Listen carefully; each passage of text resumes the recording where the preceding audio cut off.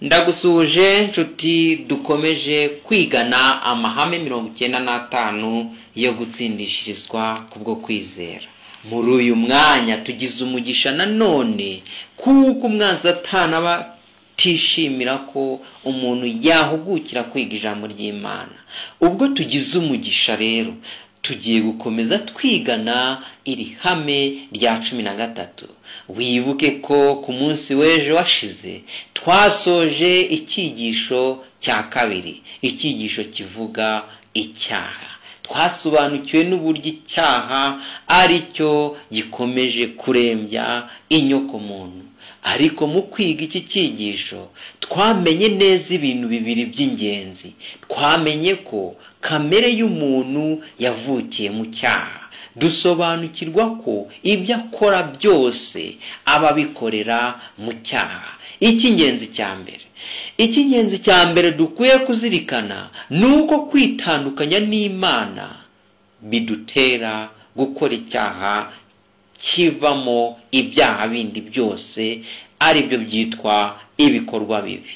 Ariko mu kwiga iki cyigisho twanamenye icy'ingenzi dukwiye gukora. Ntidukwiye na hato kumva ko twishoboje mu mibereho yacu ya buri munsi, kuko iyo turamutse twumvise ko twishoboye niho duhera tugwa. Nk'uko twabonye urugero rwa Salomo wari ukomeye, maze yatangira kwiringira imbaraga ze bwite, agahanuka, akagwa, agasenga ibigirwamana aho gusenga Umuremyi. Urundi rugero twumvise neza twaruboneye kuri Eva akimara kwitandukanya n'Imana ye, niho yatangiye kurambura ukuboko agasoroma urubuto rwabuzanijwe.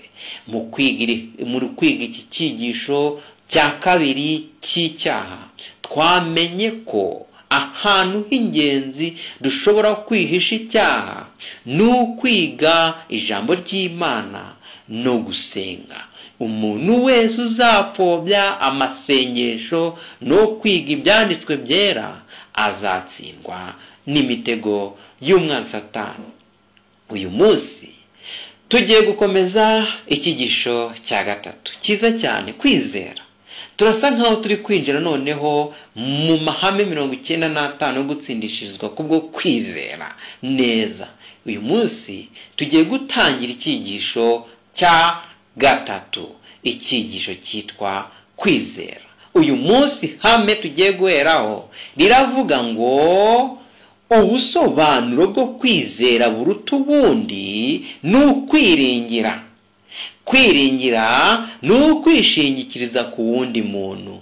Iyo dusomye hariya muri Matayo igice cyaho cya 15 umurongo waho wa 21 kugera kwa 28, tuhasanga kwizera gukomeye kwagaragariye muri uriya mugore. Nuko hariya muri Matayo igice cya 15 umurongo wa 21 kugera 28, katuhatangire tuhasome mbere yuko dutangira icyigisho. Haragira hati: Yesu arahava ajya mu gihugu cy'Itiro n'i Sidoni. Umunyakananikazi aturuka muri icyo gihugu arataka cyane ati, Mwami mwene Dawidi, mbabarira umukobwa wanjye atewe na dayimoni cyane. Ntiyagira icyo amusubiza. Nuko abigishwa be baramwegera baramwinginga bati, musezerere kuko adutakira inyuma. Arabasubiza ati, sinatumiwe abandi keretse intama zazimiye zo mu muryango wa Isirayeli. Nawe araza aramupfukamira aramubwira ati, Mwami ntabara. Aramusubiza ati, si byiza kwenda ibyo kurya by'abana ngo bijugunyirwe imbwa. Nawe ati, ni koko Mwami, ariko imbwa nazo zirya utuvungukira tugwa tuvuye ku meza ya nyirayo. Maze Yesu aramusubiza ati, mugore, kwizera kwawe ni kwinshi, bikubere uko ushaka. Umukobwa we aherako arakira. nshuti dukomeje kwigana amahame 95 yo gutsindishizwa kubwo kwizera. Ukwizera nk'uku kurakomeye mu kwiga neza iri hame rya 13 rivuga ngo ubusobanuro bwo kwizera buruta ubundi ni ukwiringira. Kwiringira ni ukwishingikiriza ku wundi muntu. Ese ubwo buryo wabusobanukiwe? Ukwiringira ni iki? Kwishingikiriza ko mu buryo ki kugomba kuba ku wundi muntu. Ese wafata kamere yawe yose y'ubunyacyaha ukayishyira kuri nde muri iyi si? Ibikorwa n'ibyifuzo byawe uhora mu munsi ku wundi wumva wabishyira kuri nde? Muri uyu mwanya hanyuma dufata umwanya wo kugira ngo twumve icyo kwizera muri iri hame rya 13 turimo kwigiramo. Mbere yuko dukomeza, twicishe bugufi, twubaha Imana, dusenge. Data wa twese uri mu ijuru, mwungere w'ubugingo bwacu, muri uyu mwanya tuje imbere yawe, tuje gushaka icyatubeshaho umunsi ku wundi. Tugiye kwiga ijambo ryawe, turagusaba ngo dusobanurire ntaba twe, ntidukoreshe ibyifuzo by'umubiri tugamije kugira ngo dusobanure iri jambo, ahubwo abari wowe utuyobora mu gusobanura no gusobanukirwa bive kuri wowe, maze twunguke byinshi bituyobora mu mibereho yacu buri munsi. Turakwinginze ngo Umwuka wera abane natwe kugeza igihe turasoreza iri hame, mu izina rya Yesu, amen. Nshuti dukomeje kubana, iri hame ni ingenzi mu mibereho yacu ya buri munsi. Ese uramutse utekereje ko hari umuntu waha ibyo ukenera byose akajya bigusubiriza, icyo ukeneye akakigukorera cyangwa akakiguha, aho ni wakwishimira kumubwira ati ikaze mu buzima bwanjye? Ariko nshuti, hari ikintu tugiye kumva muri iri hame bishobora kuza kurangira wumvise uko kwiringira kwakubera inshingano nziza wakwiyemeza mu buzima bwawe. Muri uyu mwanya tugiye kwiga iri hame rya 13, ndagusaba ngo uhuguke ibintu byose ubishyire ku ruhande, maze wige kwizera uyobowe na Mwuka Wera. Ntabwo ari nge ugiye kugusomera iri hame, ahubwo ni umwanya mwiza Mwuka Wera akubonye ngo wumve icyo akwifuzaho. Muri uyu mwanya ahari waba warigeze kumva igitekerezo cy'umuntu wambutse isumo y'uruzi rwa Niagara agendeye ku mugozi. Niba icyo gitekerezo utaracyumvise, ariko reka tuvugeho incamake. Abantu bamaze gukururwa n'ubugenge bw'uwo muntu. Yarababajije ati, ni bangahe muri mwe bemera ko nshobora kwambukira kuri uyu mugozi noneho nsunika ingorofani yicayemo umuntu? Nshuti, ahangaha iyo umaze kumva iki gitekerezo, ni icy'umugabo wari ufite ubugenge bwo kuba yakwambukira ku ruzi. Ariko iyo ubitekereje wumva bidashoboka, umaze kubona umuntu wambukiye ku mugozi, wumva ko wamwiringira ko yakongera kubisubiramo. Abantu bamaze ariko gukururwa n'ubugenge bwe, hari ikintu yababajije. Yarababajije ati, ni bangahe muri mwe bemera ko nshobora kwambukira kuri uyu mugozi noneho nsunika ingorofani yicayemo umuntu? Urabyumva neza. Abantu benshi bakoma mu mashyi bemeza ko uwo mukinnyi yabishobora. Yego, ariko ahita yongeraho ati, ninde wakwiyemeza kwicara muri iyi ngorofani? Nshuti turi kumwe, turi kwigana iri hame rya 13. Ndagira ngo ukurikire neza uko iki gitekerezo kiri kuvuga.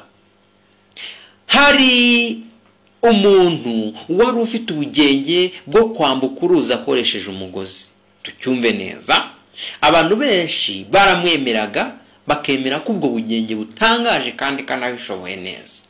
Kandi yongeyeho ko ashobora kwambuka urwo ruzi ku mugozi, akambukira ku mugozi ari gusunika n'ingorofani.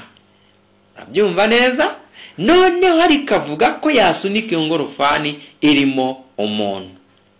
Nshuti, urabyumva neza? None niba uri kubyumva uko yabivuze, yongeyeho ko yasunika ingorofani, iyo ngorofani kabirimo umuntu. Abantu bakurikije ubushobozi yari afite bwo kugendera ku mugozi bakoma mu mashyi, bamuhimbaza cyane, bamushimira cyane ko yabishobora. Tega ugutwi wumve noneho, ariko ahita yongeraho ati, ninde wakwiyemeza kwicara muri ingorofani? Cyo ni ikibazo yababajije. Ninde wakwiyemeza kwicara muri ingorofani? Nshuti, turi kwigana iri hame. Ahari byaba bigoye ko umuntu yakubaza ngo agiye kukwambutsa ku mugozi uri mu ngorofani ari kuyisunika. Byaba bigoye.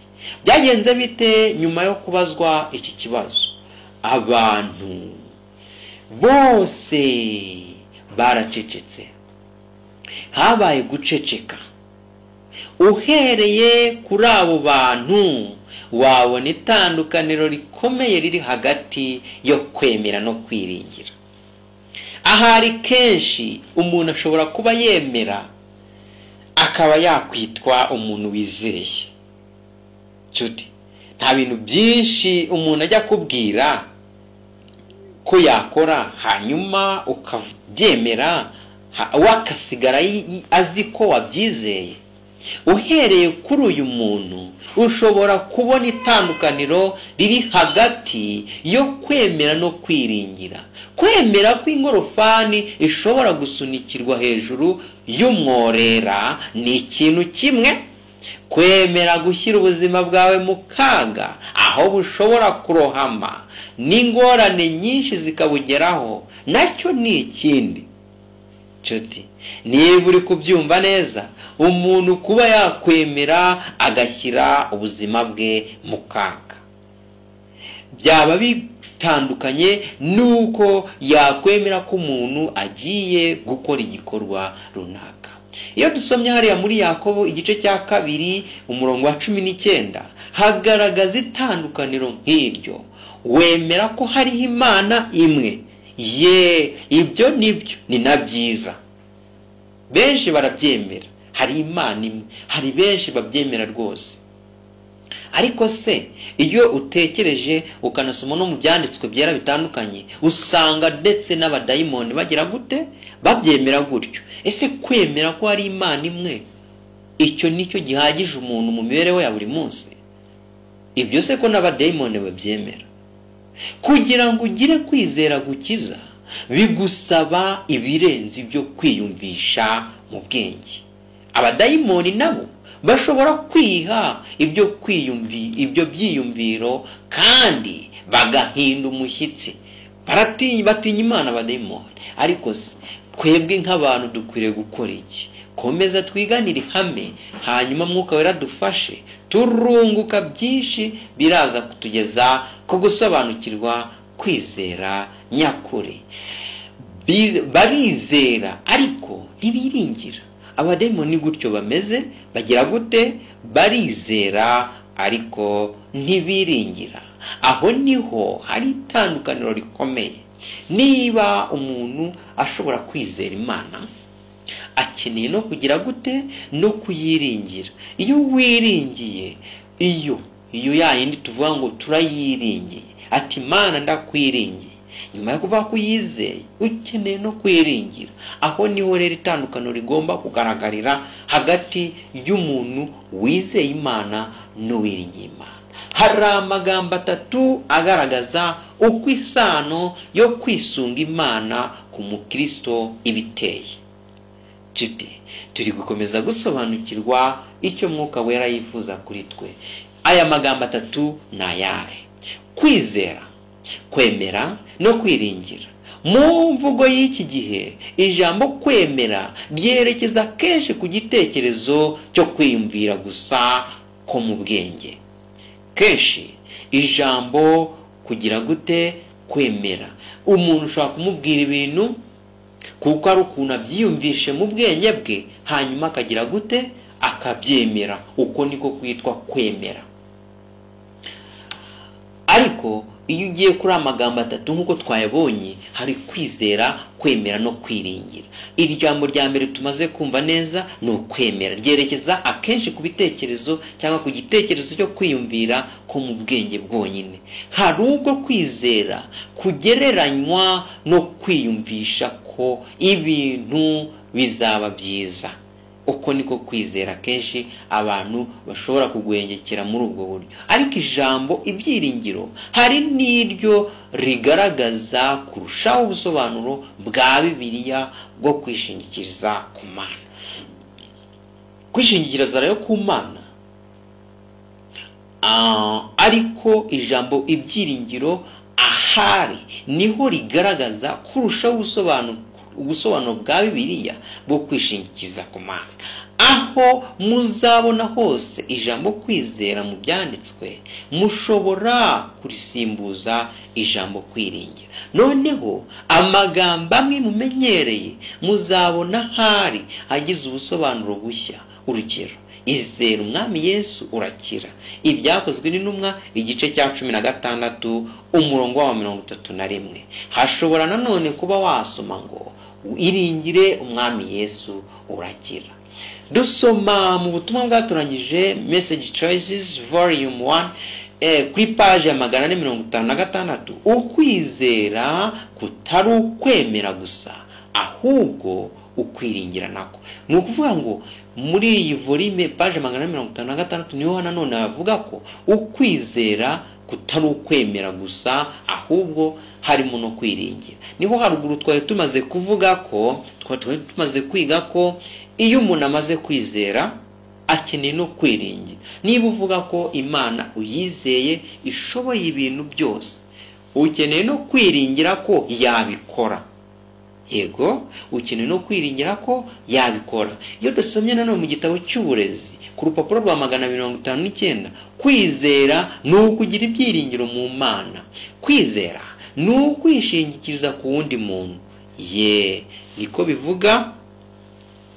Ahari niryo jambo rirushaho kumva kujya gusobanura kimwe n'ijambo kwitanga dusanga muri Bibiliya, kuko ribumbatiye igitekerezo cyo gushyira ubuzima bwawe munsi y'ubushobozi bw'Imana.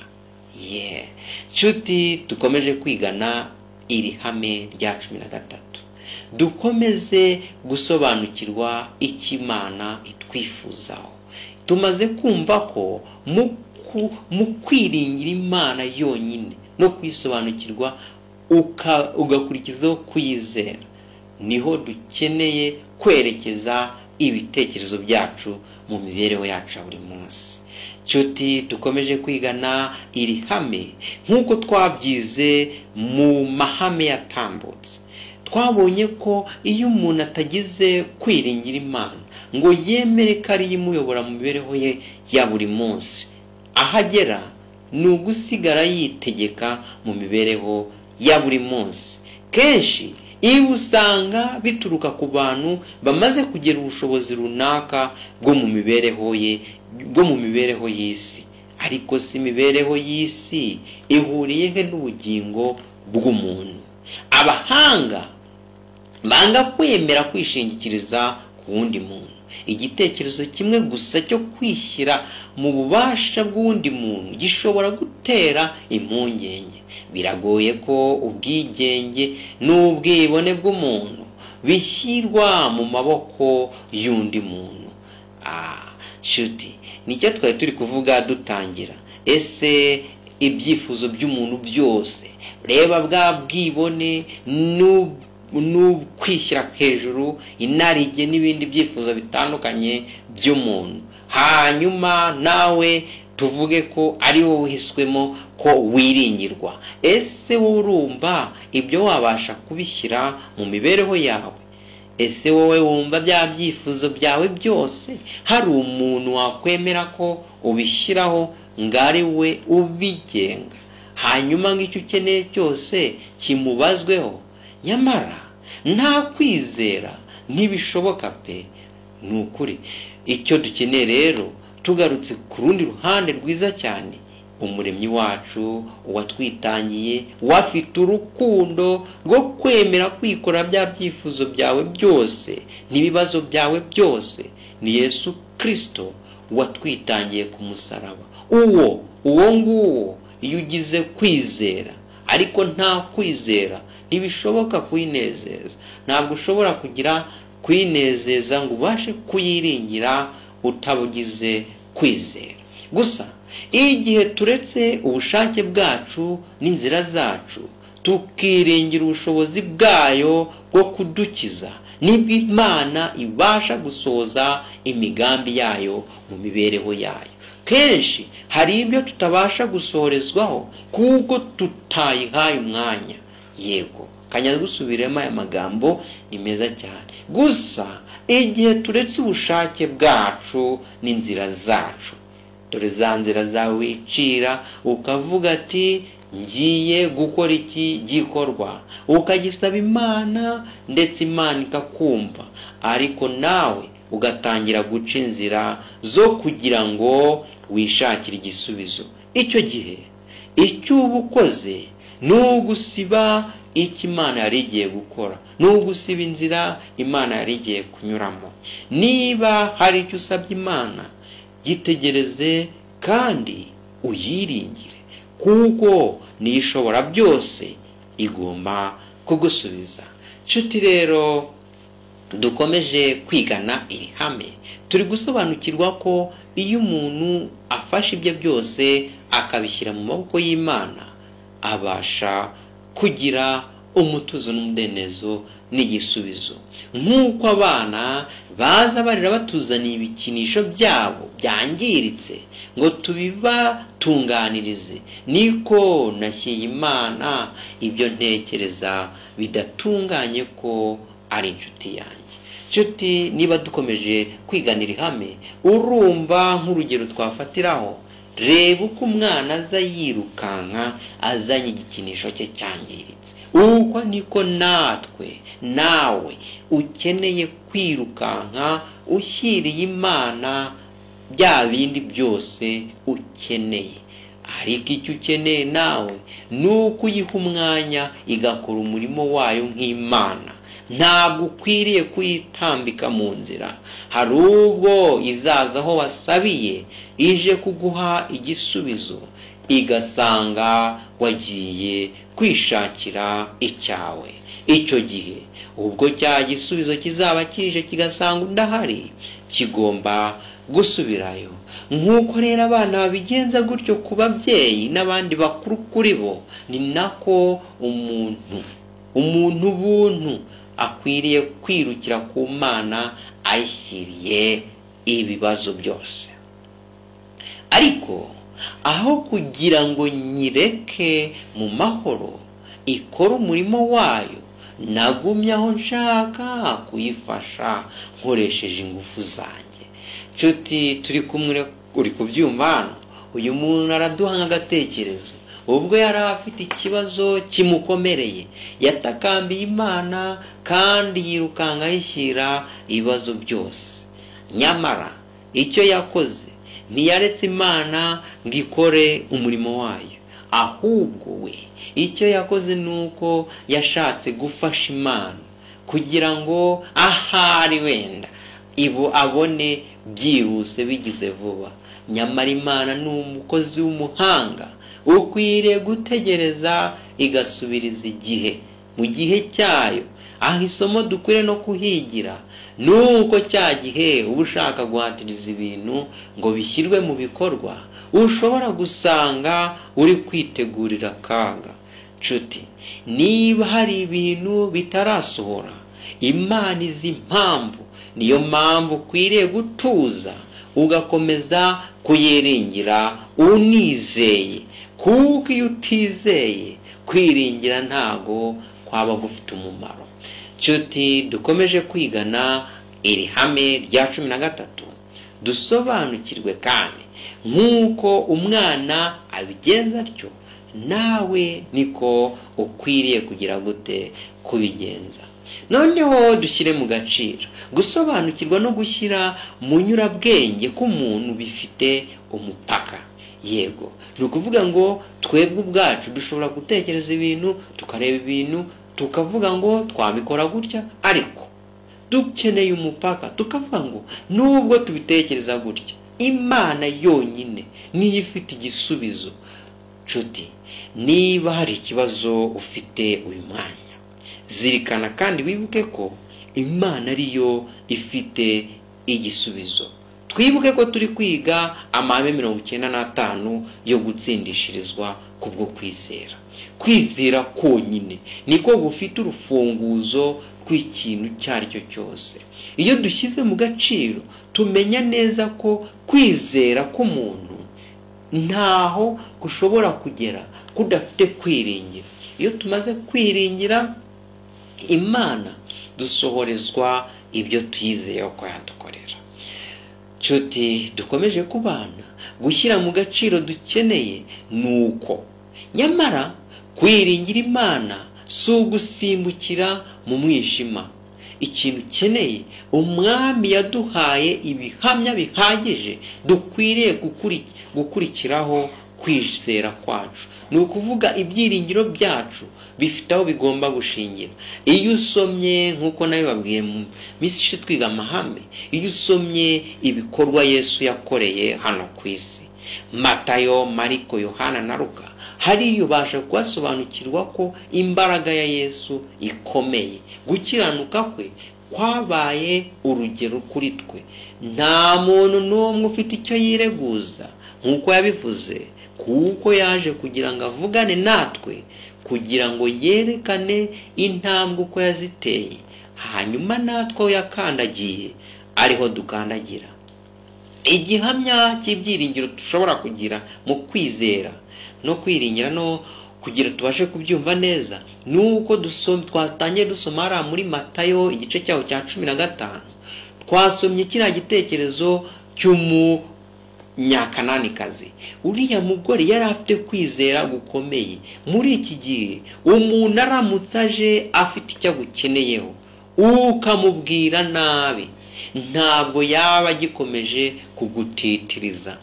Dore uko byagendekeye uriya munyakananikazi. Uribuka ko Yesu yicecekeye ntagire icyo amubwira, n'abigishwa bakibutsa Yesu bamubwira ngo amusezere, ariko Yesu abwira uriya munyakananikazi ko abwira abigishwa ko ataje kugira undi ashaka keretse Umwisirayeli. Uriya munyakananikazi rero hari ikintu yagaragaje gikomeye. We aho kugira acika intege, yaje apfukama imbere ya Yesu aramubwira ati, Nyagasani ntabara. Aramwinginga, aramutabaza afite kwizera. Yesu aramwitegereza aramubwira ati, nibikwiriye ko ibyo kurya by'abana bijugunyirwa imbwa. Ese ubwo imbwa yaravuze ni iyihe? Nshuti turi kwigana hano, kwizera kwari kugeragejwe kuriya mugore, ariko yakomeje kugaragaza kwizera gukomeye umuntu wese akeneye. Uriya mugore arahangara aravuga ati, ariko databuja, n'imbwa zitoragura utuvungukira tuvuye ku meza ya bashebuja. Nuko umunyakananikazi yemera kuba yakizwa n'utuvungukira. Nshuti, niba kwizera gukomeye nk'uko umuntu yakugira muri iyi minsi, yabasha gusingira iby'amaso y'umuntu uwo ari wese atabona. Muri uyu mwanya ubwo dukomeje kwigira ihame ryiza cyane rya 13, ndakurarikira ngo nawe kwizera kwawe kugeraho ushobora kubona mu rukuta harimo inzira. Ese wibuka ko Imana ari ishoboye byose? Yiringire mu mibereho yawe ya buri munsi. niba uriya munyakananikazi yarakoze ibirometero birenga 80 aje kureba Yesu, yarangiza agasubizwa kuriya, akagerekaho no kwizera kugeze kuri rwego, ese umuntu we utigeze akora n'ikirometero kimwe ntiyakabaye akora agira kwizera kurenze kuriya? Nshuti rero, dukomeje kwigana iri hame, reka twerekeze ku musozo twibuka ko ibimenyetso byacu tubifite n'ibyiringiro byacu bifite aho bigomba gushingira. Nyamara hari ibimenyetso bigaragara ko hari igisubizo kizima byagaragara mu maso y'umwigisha, mu ijwi rye no mu myifatire ye.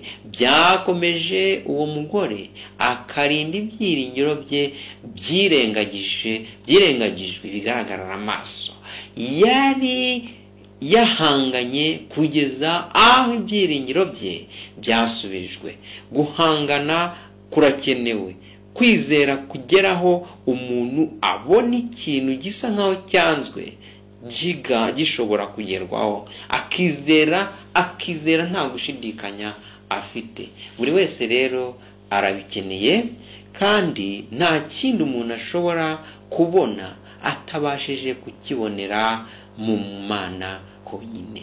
Kwizera kudafite gushidikanya niko umuntu ayakeneye kugira ngo abone ko no mu rutare Imana ikuramo amazi abantu bagashira inyota, kugira ngo kwizera kumugaragarize ko urukuta rurimo inzira, hanyuma akomeza agende, kandi yizere ko inkuta z'amabuye zose zaritagurika, hanyuma akabasha kugera mu mujyi ukomeye cyane.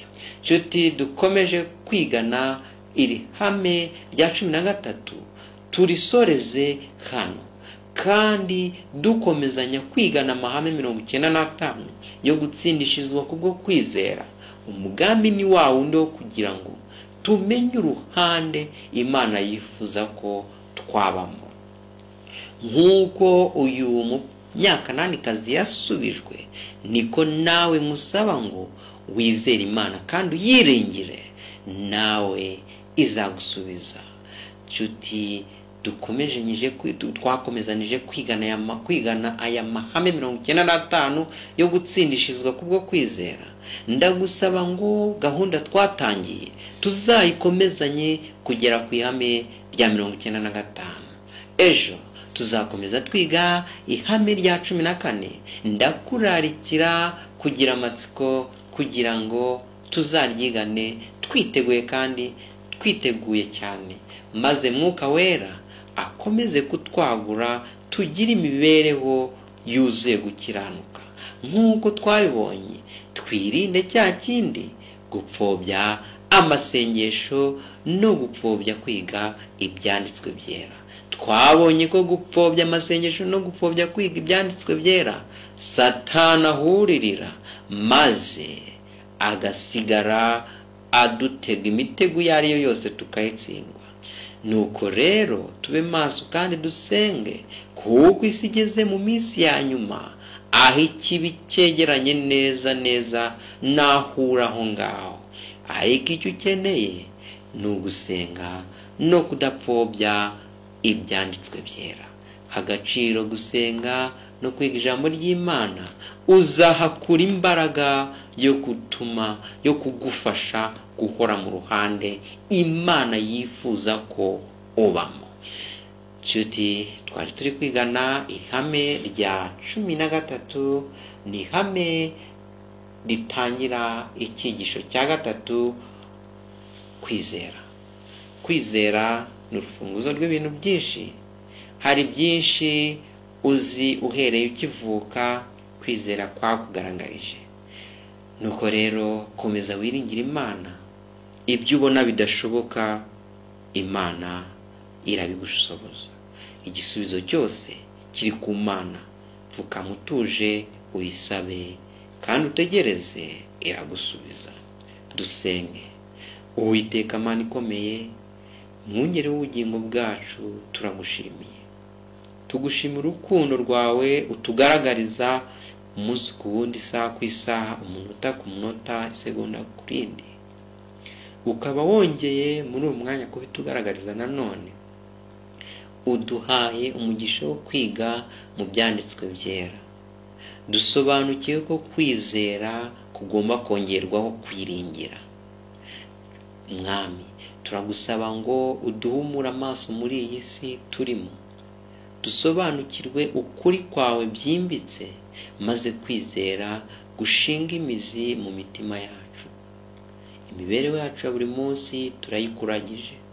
Ubwo dufite iyi gahunda yo kwiga amahame 95 ihame ku rindi, turagusaba ngo uzabane natwe, ukomeze kutwungura ubwenge bwo kugira tubeho dukiranuka, maze ubwo uzaza tuzagusangane tudatsinzwe n'urubanza. Ndasabira umuntu wese watangiye intambwe yo kwiga ijambo ryawe, mwongerera ubwenge kandi umusobanurire ibyo adabasha gusobanukirwa. Muhe imbaraga, umurinde gusubira inyuma, maze ubwo akomeza kujya mbere akaguka mu bijyanye no kukumenya, akomeze kubaho mu byiringiro. Turagusaba kandi ubwo turi muri iyi minsi ya nyuma y'imperuka, umubare munini w'abantu benshi bahugijwe n'ibinezeza byo muri iyi si, gushaka ubukire n'ubukungu byo muri iyi si bishira. Ndagusaba Mwami ngo ubohereze Mwuka Wera, ubakangure bave mu bidatunganye ahubwo bagiye mu bitunganye. Komeza ubane na buri wese, kwifuza kwa buri wese gusubirizwe muri wowe, kandi uha umuntu umugisha wese ukora ibyo muri iyi si birimo gukiranuka. Ineza n'imbabazi zawe byo bikomeza kuganza, mu izina rya Yesu, amen. Nshuti, dukwigana aya mahame 95 yo gutsindishirizwa kubwo kwizera. Uwiteka akomeze kubana nawe, kandi ukomeze kwiringira Imana mu byo ugerageza gukora byose muri iyi si. Ntiwibagirwe gusenga no kwiga ijambo ry'Imana.